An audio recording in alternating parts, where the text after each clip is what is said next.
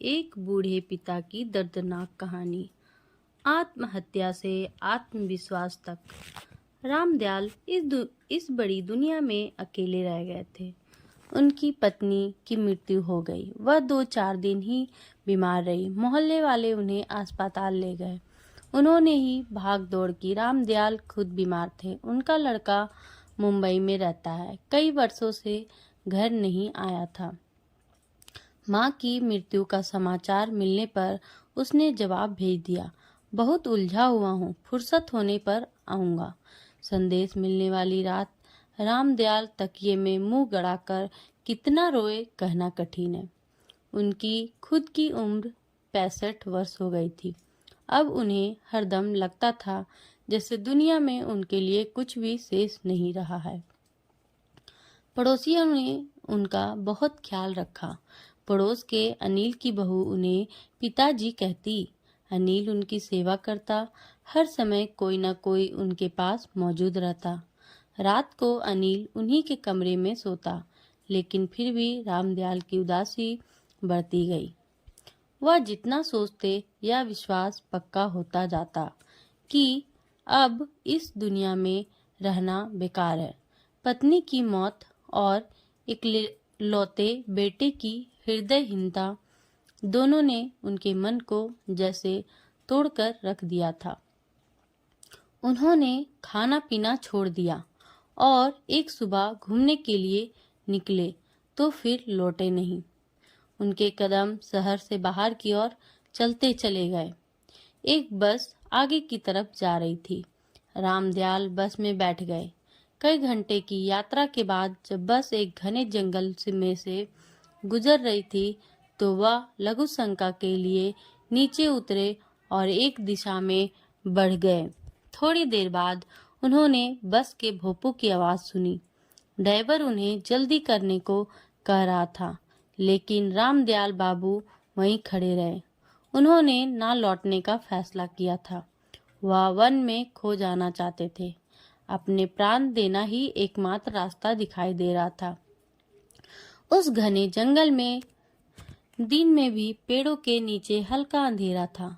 हर तरफ सुनसान, पत्तों में शाय शाय हवा। हाँ, कभी कभी आकाश में कोई परिंदा बोल उठता था। रामदयाल बाबू को जैसे होश नहीं था। झाड़ियों में अटकते उलझते बढ़ रहे थे, पता नहीं किधर। धूप तेज हुई तो प्यास से गला सूखने लगा। अब वह एक ऊंचे कगार की ओर बढ़ रहे थे। आंखों के सामने एक दृश्य तैर रहा था। वह हवा में हाथ पैर मारते हुए नीचे घाटी की ओर गिरे जा रहे हैं। हाँ, यही करना होगा। और फिर एकाएक उनके कदम रुक गए। जहाँ ढलान नीचे घाटी की ओर खुलता था, वहाँ 2 लकड़ियाँ लगाकर रास्ता बंद किया था। वहाँ मोटे मोटे अक्षरों में लिखा था, सावधान। रामदयाल बाबू ने इधर उधर देखा पर कोई नजर नहीं आया। उनकी समझ में न आया कि इस घने जंगल में जहाँ कहीं कोई नहीं है, लोगों को सावधान रहने की बात किसने लिखी। उन्होंने जरा बढ़कर झांका तो देखा आगे गहरी खाई थी। वह पीछे हट आए। ना जाने क्यों उनका मन कांप उठा। वह एक तरफ बैठ गए। कुछ देर पहले रामदयाल आत्महत्या के लिए तैयार थे, लेकिन अब कुछ कुछ डर लग रहा था। वह कुछ देर आंखें मूंदे बैठे रहे, फिर उठे। प्यास से गला खुश्क हो गया रहा था, लेकिन वहां भला पानी कहाँ मिलता।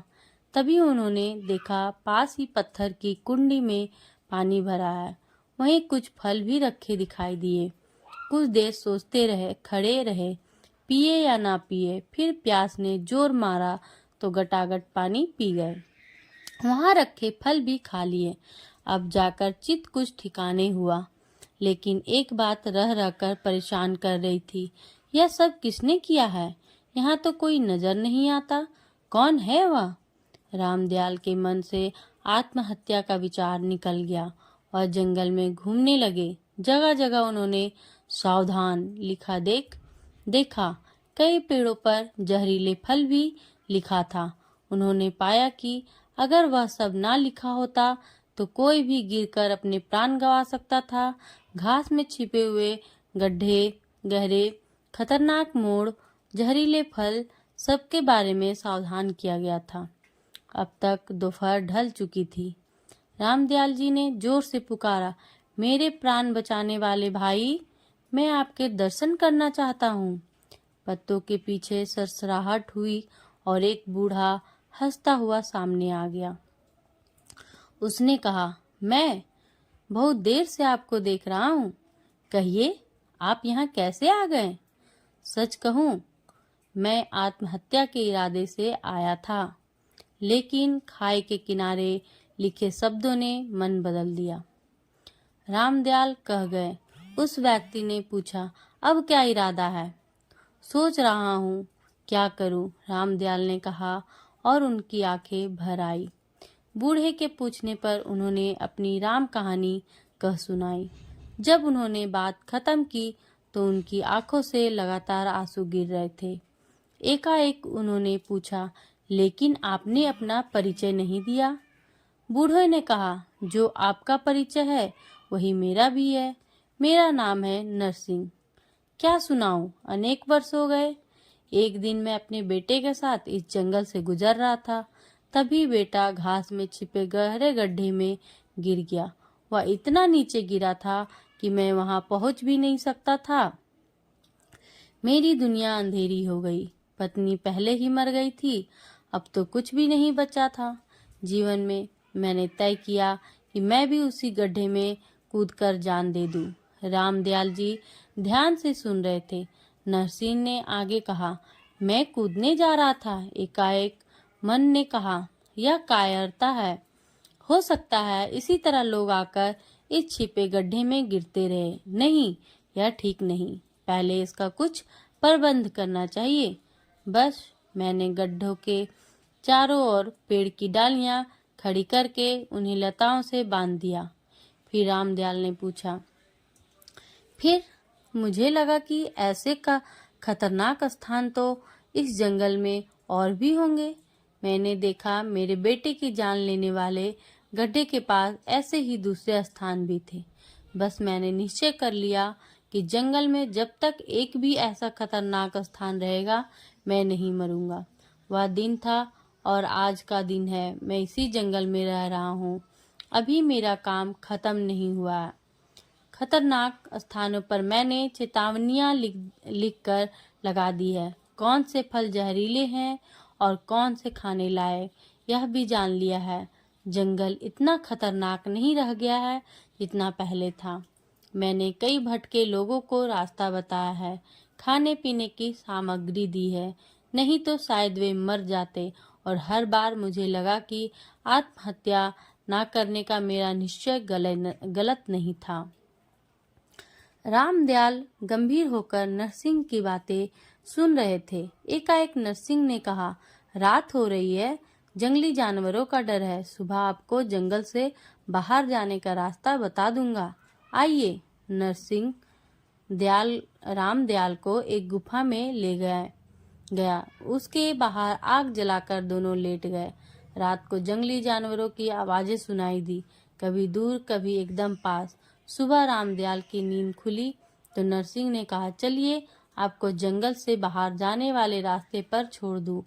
लेकिन मुझे कहीं नहीं जाना। तब कहाँ जाएंगे, क्या इरादा है? नरसिंह ने आश्चर्य से पूछा। मैं यहीं रहूंगा आपके साथ, रामदयाल ने कहा।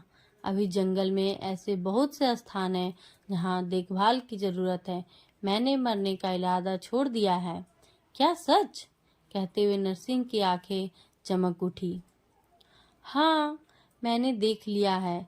जीवित रहकर दूसरों को मरने से बचाया जा सकता है, रामदयाल ने कहा और मुस्कुरा उठे। मरने के लिए एक दुख है तो जीने के लिए 100 सुख भी कम है। और गुफा से बाहर आ गए सूरज पेड़ों के पीछे से ऊपर उठ रहा था। तो दोस्तों, ऐसी जिंदगी होते हैं बूढ़े माँ बाप की। आप देख सकते हैं इन्होंने। ये कहानी आपको कैसी लगी जरूर कमेंट करके बताएं और हमारे चैनल को सब्सक्राइब करना ना भूलें और बेल आइकन जरूर दबाएं ताकि आपको हमारी हर कहानियाँ मिलती रहें। मिलते हैं अगले वीडियो में। धन्यवाद।